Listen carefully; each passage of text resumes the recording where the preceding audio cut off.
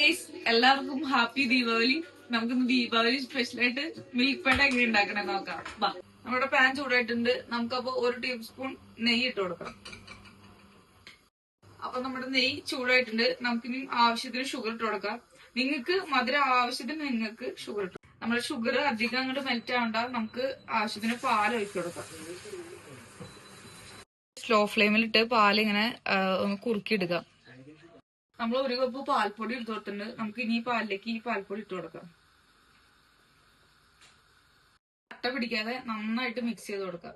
നമ്മൾ കൈ വിടാതെ ഇളക്കിക്കൊണ്ടേ ഇരിക്കുക. കട്ട പിടിക്കാതെ മിക്സ് ചെയ്ത് കൊടുക്കാം. അപ്പൊ നമ്മൾ അടി പിടിക്കാതെ ഇങ്ങനെ ഇളക്കി ഇളക്കി ഇളക്കി ഇളക്കി ഈ ഒരു പരിവാക്കി ഇടുക. അപ്പൊ നമ്മുടെ മാവ് ഈ ഒരു ടെക്സ്ചറിലാവണം. നമുക്കിനി ഇത് ചൂടാറാൻ വയ്ക്കാം.